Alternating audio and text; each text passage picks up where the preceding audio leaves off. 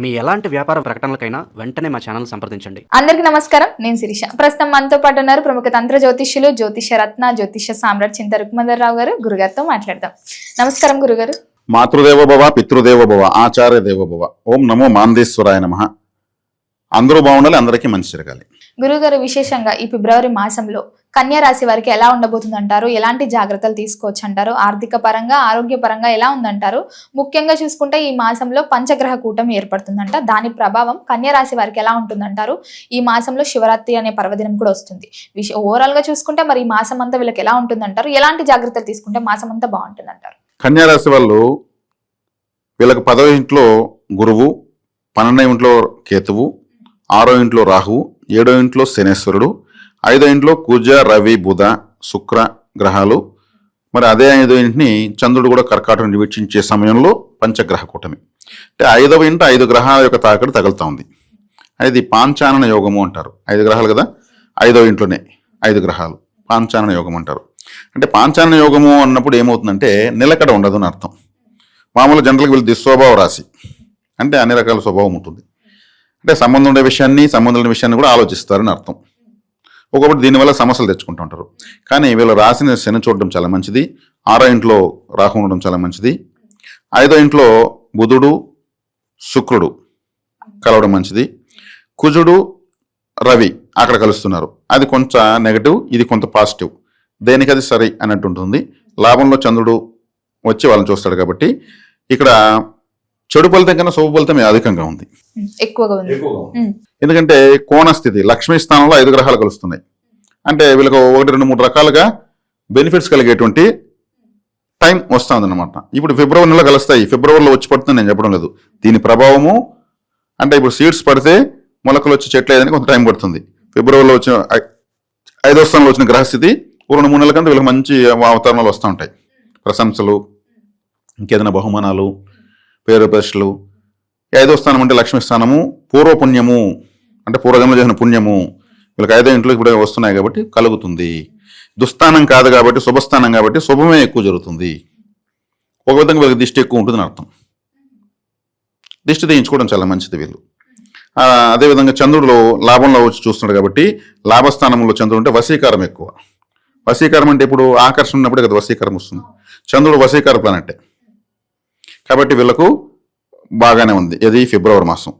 ఏదన్నా ఇంకా బాగలేదనే దానికి ఏం పెద్దగా చెప్పేదానికి ఏం లేదు. అంటే గురువు 10లో ఉన్నాడు. 10లో ఉంటే వీళ్ళకి న్యూట్రల్గానే ఉంటాడు. న్యూట్రల్గా ఉంటే నష్టం ఏం లేదు కదా, చెడ్డ లేదు, మంచి లేదు. గురువు ఈ రాశికి చెడిపోవడం మంచిది. కన్యారాశి వాళ్ళకు అంటే బాధకాధిపతి, వీళ్ళని బాధ పెట్టే గ్రహం గురువే. బాధ పెట్టే గ్రహం బాధపడితే మంచిదే. అంటే ఉభయ రాశులకు గురు బుధులు చెడిపోవాలంటారు. ఉభయ రాశులు అంటే మిథున, కన్య, ధనుర్, మీన రాశులు ఉభయ రాశులు అంటారు. ఆ మూలం కార్నర్లో ఉంటాయి ఈ 4. మీనరాశి ఈ కార్నర్లో ఉంటే మిథున రాశి ఈ కార్నర్లో ఉంటుంది. ధనుసు రాశి ఈ కార్నర్లో ఉంటే కన్యా రాశి ఈ కార్నర్లో ఉంటుంది. ఇవి ఉభయ రాశులు ఒకదానికి కూడా ఎదురెదురుగా ఉంటాయి. మిథున, కన్యా రాశులకు గురువు బాధకాధిపతి, ధనుర్మీన రాశులకు బుధుడు బాధకాధిపతి. కాబట్టి బాధకాధిపతి చెడిపోవాలంటారు. అందుకే ఈ రాశులకు గురువు చెడిపోవాలి. ఎవరికి? ధనుసు మీన రాశులకు బుధుడు బలంగా ఉండకూడదు, కన్యా మిథున రాశులకు గురువు బలంగా ఉండకూడదు.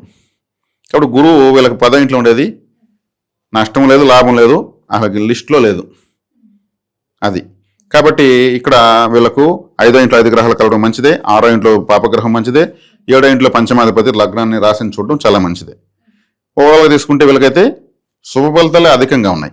ఫిబ్రవరి మాసం చాలా చిన్న మాసం. శివరాత్రి వస్తూ ఉంది కాబట్టి శివరాత్రి కూడా వీళ్ళ యొక్క రాశి ఉత్తరా నక్షత్రంతో ప్రారంభమవుతుంది. ప్రిస్టేజ్ ఎక్కువ వీళ్ళకు ఉన్నది. ప్రిస్టేజ్ ఎవరికి ఉండదు.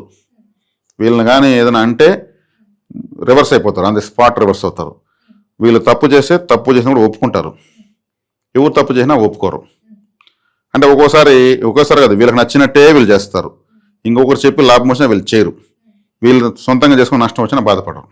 అంటే ఇండివిజువాలిటీ ఎక్కువగా ఉంటుంది.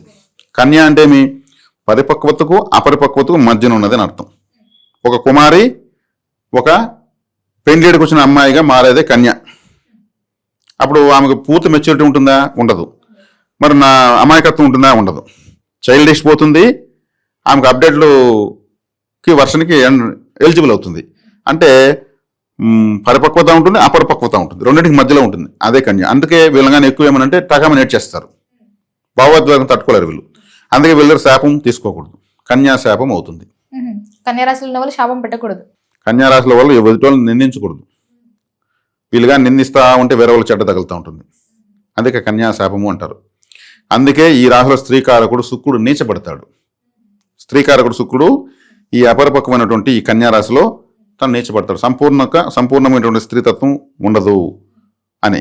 కాబట్టి కన్యాకుమారి అమ్మవారు, బాలా త్రిపుర సుందరి, వాసవి కన్యకా పరమేశ్వరి ఇటువంటి దేవతలను ఆరాధిస్తే ఈ రాశి యాక్టివేట్ అవుతుంది.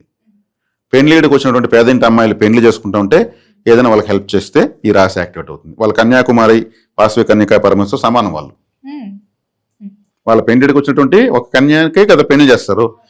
వాళ్ళు కన్యాకుమారి యొక్క శక్తి, వాసవి కన్యకా పరమేశ్వరి యొక్క శక్తి వాళ్ళలో ఉంటుంది, వాళ్ళకి తెలియదు ఆ విషయం. వాళ్ళని పిలిచి చక్కగా పాదాలకు పసుపు కుంకుమ పెట్టి ఓ పూలమాల మెల్ల వేసి చీరాసార పసుపు కుంకుమ, కోన్, మరీ ముఖ్యంగా కోన్, గోరింటాకు అన్ని వాళ్ళకి గిఫ్ట్గా ఇచ్చి వాళ్ళ చేతికి అచ్చిందులు ఇచ్చి ఆశీర్వాదం తీసుకుంటే సాక్షాత్ కన్యకా పరమేశ్వరి డైరెక్ట్ ఆశీర్వదించినట్టే. గోరింటాకే ఇవ్వడం ఎందుకు గురుగారు? అది అద్భుతమైన మూలిక, స్త్రీలకు చాలా ఇష్టమైంది. దాన్ని ఎప్పుడు ఇచ్చినా పారేయరు, పెట్టుకొని చూసుకుంటూ ఉంటారు చాలా సంతోషంగా. అదే చాలా అద్భుతమైనటువంటి, ఇచ్చిన వాళ్ళకి మంచి ఆశీర్వాదం కింద లెక్క. ఎవరైనా పెళ్లి చూపులకు వెళ్తే అబ్బాయికి నేను ఒకటే చెప్తాను, గోరింటాకు కంపల్సరీ పెట్టుకోండి. స్వీటు మిక్చర్ ఇవే కాకుండా కంపల్సరీ గోరింటాకు పెట్టండి, మీకు వెంటనే సంబంధం సెట్ అయ్యేదని బలం పెరుగుతుంది చెప్తాను. గోరింటాకులు పెట్టి చాలా మంది పెళ్లిళ్ళు చేసుకున్నారు నా శాస్త్రం వినేసి. అయ్యో గురువుగారు సెట్ అయిపోయిందండి. గురుగారు, మనం ముఖ్యంగా చూసుకుంటే ఈ కన్య రాశిలో ఉన్న వారికి కుటుంబ వాతావరణం ఎలా ఉంటుందంటారు ఈ మాసంలో? ఈ మాసంలో కుటుంబాధిపతి పంచమ షష్ఠ స్థానాలకు వెళ్తున్నాడు శుక్రుడు, బాగానే ఉంటుంది. శుక్రుడు వీళ్ళకు ద్వితీయాధిపతి కాబట్టి వీళ్ళకు రాశ్యాధిపతి పంచమంలోకి ఉన్నాడు, ద్వితీయాధిపతి పంచమంలోకి వెళ్తున్నాడు ఈ రాశికి. కాబట్టి శుభగ్రహాలు అశుభగ్రహాలు కలుస్తున్నాయి కాబట్టి శని శుభగ్రహంగా రాశిని చూస్తాడు. 6వ ఇంట్లో రాహు ఉన్నాడు. ఓవరాల్ చూస్తుంటే మెజారిటీ వీళ్ళదే. విద్యార్థులకు ఎలా ఉందంటారు మరి? విద్యార్థులు కూడా బాగుంది. చతుర్థాధిపతి చతుర్థాన్ని చూస్తాడు. విద్యాకారకుడు బుధుడు 5వ ఇంట్లో ఉన్నాడు. విద్య అంటే సరస్వతి దేవి అంటే బుధుడు, మళ్ళా బోధించే గురువు అంటే బృహస్పతి. ఈ 2 గ్రహాలు బాగానే ఉన్నాయి కాబట్టి విద్యార్థులు బాగానే ఉంది.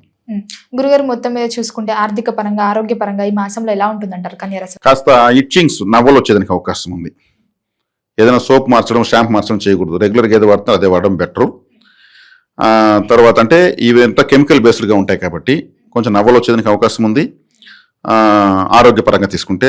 ఇంకా ఆర్థికంగా తీసుకుంటే, ఆర్థికంగా ఎవరు సంపాదించాలి? విద్యార్థులు సంపాదించాల్సిన అవసరం లేదు, తల్లిదండ్రులపైన ఆధారపడతారు. ముసలి వాళ్ళు సంపాదించాల్సిన అవసరం లేదు, పిల్లలపైన ఆధారపడుతుంటారు. మరి నడి వయసులో కొత్తగా పిల్లల వాళ్ళు సంపాదించాలి. వచ్చిన అవకాశాలను ఒడిసి పట్టుకోవాలి. 7 అంటే శని ఉన్నాడు కాబట్టి వాళ్లకు కష్టంతో కూడుకున్నటువంటి వృత్తిలో, విద్యలో ట్రైనింగ్ ఇస్తూ ఆదాయాన్ని ఇస్తాడు. జీవితాన్ని సర్దిదేసి వెళ్ళిపోతాడు ఆయన. గురుగారు, మరి మొత్తం ఇది మాసం అంతా బాగుండాలంటే ఎలాంటి దాన ధర్మాలు చేయొచ్చు అంటారు? ఏ దైవాన్ని పూజించమంటారు? ఎలాంటి పరిహారాలు చేసుకోవచ్చు అంటారు? దైవస్థానం అనే చోట కేతు ఉన్నాడు అంటే వెనకున్న రాశి మోక్ష రాశి, తర్వాత ఉన్న రాశి కుటుంబ రాశి. కుటుంబం బాగుండాలంటే మోక్ష రాశిని పట్టుకోవాలి, మోక్ష రాశిని పట్టుకోవాలంటే దైవాన్ని పట్టుకోవాలి. అక్కడ మోక్షకారకుడే ఉన్నాడు, ఎక్కడ వెనకనే కేతు.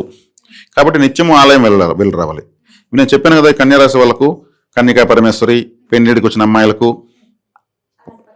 13 సంవత్సరాల అమ్మాయిలకు మరీ ముఖ్యంగా తీసేవచ్చు, చాలా మంచిది. ఇటువంటి చేయడం వల్ల చాలా మంచి ఫలితాలు ఎప్పటికీ ఉంటాయి వాళ్ళకి. గురుగారు, మొత్తం మీద ఫిబ్రవరి మాసంలో కన్యా రాశి వారికి ఎలా ఉండబోతుంది, ఎలాంటి జాగ్రత్తలు తీసుకోవాలో తెలియజేసినందుకు ధన్యవాదాలండి. ధన్యవాదాలు.